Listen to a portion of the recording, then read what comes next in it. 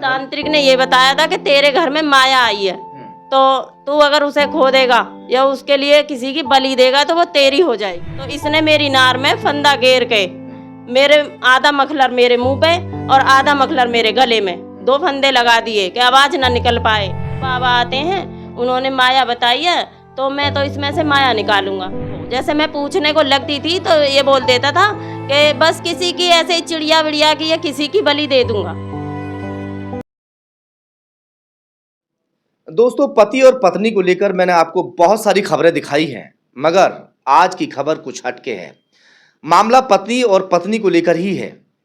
एक पति अपनी पत्नी की हत्या करना चाहता है और हत्या भी कुछ इस तरह से करना चाहता है कि उसकी वो बलि देना चाहता था, उसकी भेंट देना चाहता था। किसी तांत्रिक ने बता दिया कि तुम्हारे घर के अंदर माल दौलत दबी हुई है, धन दबा हुआ है, आपके घर में देग है जिसमें बहुत सारी दौलत है, उसे पाने के लिए किसी महिला की भेंट देनी होगी।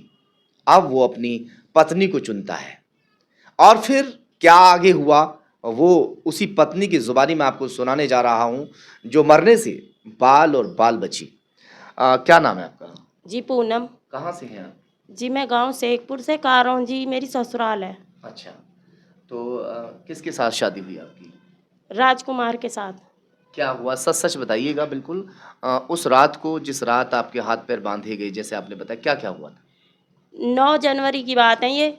9 जनवरी से पहले से ही गड्ढा खोद एक रहा है रोज। मैंने पूछी क्या है इसमें। कितना गहरा गड्ढा खोदा था? गड्ढा करीबन करीबन 6-7 फुट का था। अच्छा। मैंने पीछे वो उघार करके अपनी बेटियों को भी ले जा करके दिखाया। मैंने ये भी बोला, घर में ही था बाहर? भैंसों की तरफ था, खेतों में। भैंसों की तरफ, भैंस जो खेतों में बनती थी। अच्छा। तो वहां पे टीन थी, इकोसी टीन, तो उधर बनती थी। तो उधर खोदना स्टार्ट कर दिया 3-4 दिन पहले से ही। मैंने पूछा, ऑब्जेक्शन उठाया इस बात के, नहीं कि नहीं ऐसा कुछ भी नहीं है, मेरे को बस ऐसा किसी ने कुछ बताया, वो बाबा आते हैं, उन्होंने माया बताई है, तो मैं तो इसमें से माया निकालूंगा। मैंने पीछे पीछे ले जा करके अपनी बेटियों को वो सारा गड्ढा भी दिखाया। मैंने कहा बेटा, जैसे लड़ाई झगड़ा चलता है तो मेरे साथ अगर मारपीट होती है, किसी दिन मैं गायब हो जाऊं या कुछ कैसे भी तो मैं ना मिल पाऊं, तो किसी भी तरह किसी से भी, मम्मी पापा से, मेरे से या किसी से भी तुम कंफर्म करके यहाँ पे गड्ढे में खुदवा लेना, क्योंकि मुझे डर है ये मुझे मारेगा। अब क्या, तो उस रात को इसने मुझे 10:30 बजे जगा करके ले जा करके इसने पीछे से मारा और एक इंसान ने मेरे पैर बांधे। तब मैं 2 लोग थे? हाँ, तब तो ये 2 लोग थे। उसके बाद में जब ये मेरे ऊपर बैठ गया तो मेरी जेठानी भी आ गई उस टाइम, और जब मेरी लड़कियां जाग कर भागी हैं वो, तो उन्होंने हल्ला मचाया, तो मोहल्ले के सारे सब लोग जाग गए, लेकिन कोई भी। समय क्या रहा होगा रात का, किस वक्त? 10:30 बजे की बात है ये। जाड़े थे? हाँ, जाड़े थे खूब, सर्दी का मौसम था। हाँ। तो लड़कियों ने जैसे शोर वोर मचाया, मैं भी चीख रही चिल्ला रही थी, तो इसने मेरी नार में फंदा घेर के मेरे आधा मखलर मेरे मुंह पे और आधा मखलर मेरे गले में 2 फंदे लगा दिए कि आवाज ना निकल पाए। लेकिन उसी दौरान लड़कियां ने हल्ला वल्ला मचाया तो मोहल्ले के सब लोग जाग गए।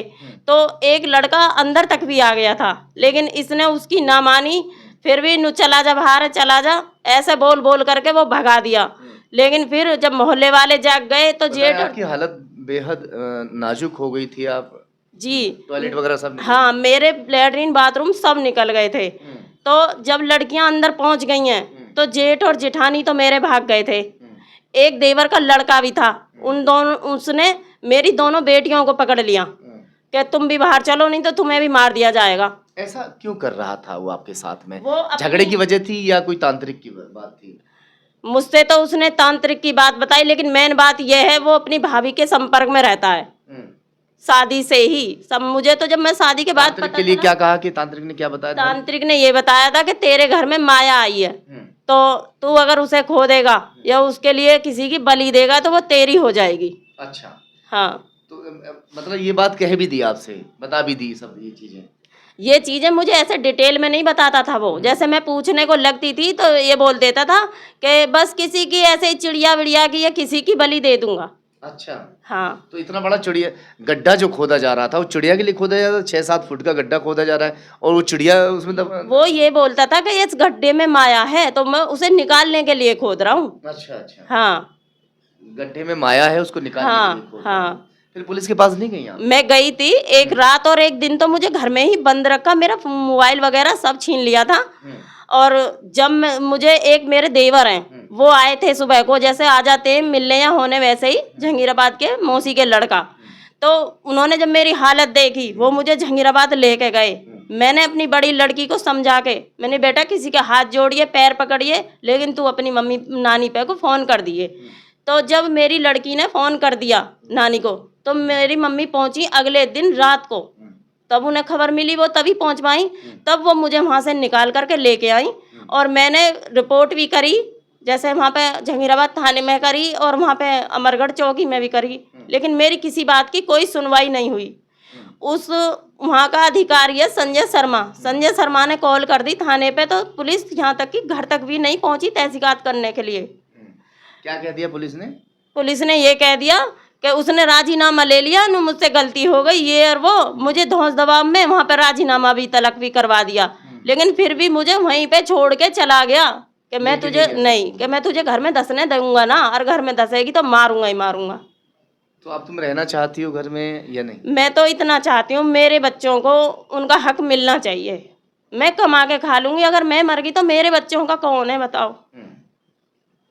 चलिए खैर, ये पूरी दास्तान आपने सुनी कि किस तरह से गड्ढा खोदा जा रहा था, गड्ढे में माया बताई जा रही थी, मगर बच्चों की जाग होने की वजह से शायद। एक दरखास्त और करना चाहूंगी। जी बताइए। मैंने जहाँ तक सुना है, मोदी जी सबके साथ में इंसाफ करते हैं। अगर मेरी बेटियों के लिए इंसाफ नहीं मिला तो मैं अपनी बेटियों को लेकर आत्महत्या कर लूंगी। ये सब मत कीजिए, ये सब चीज़ अच्छी नहीं है, और इंसाफ भी ज़रूर आपको मिलेगा। पुलिस एसएसपी साहब के पास गए थे क्या? हाँ गए थे। उन लोगों ने भी वहाँ से एसएसपी के यहाँ पहुँचने के बाद में, तो वहाँ पे जब हम थाने पे बुलाए गए तो उसने साफ साफ इनकार कर दिया कि मैं नहीं रखूँगा। तो उसके बाद भी कह दिया कि मैं नहीं रखूँगा। हाँ, उसने बोला मैं 1 बीघे धरती दे रहा हूँ, उसके लिए उसने कोरे कागज पे लिख के दे दिया ना, मैं 1 बीघे लड़कियों को धरती दे रहा हूँ। मैंने बोला मुझे नहीं चाहिए, तो उसने सामान तोड़ फोड़ करी और सामान बोला कि अपने सामान को या तो ले जा, नहीं मैं जला दूंगा, ये कर दूंगा, वो कर दूंगा। तो मैं अपने बच्चों के कपड़े वगैरह जो कुछ ज़रूरत का सामान है तो मैं उसे लेके भी आई हूँ। फिर उसके बाद मैंने केस डाल दिया है, केस में भी कोई सुनवाई ना हो रही है। किसी अधिकारी से मिले हैं आप? हाँ जी, पुलिस के बड़े अधिकारी से मिली हूँ। क्या कहा है? उन्होंने तो यही बोला है कि इंसाफ हो जाएगा जांच के बाद में कुछ कार्रवाई करने के लिए। हाँ। चलिए खैर, जिस तरह के इनके आरोप हैं कि मेरा पति मेरी हत्या करना चाह रहा था, जिसकी वजह से वो गड्ढे खोद रहा था और उस गड्ढे में मुझे दफन करना चाहता था। देखते हैं कि पुलिस इसमें आगे कुछ कार्रवाई करती है या फिर वो इसी तरह से धक्के खाती रहेंगी।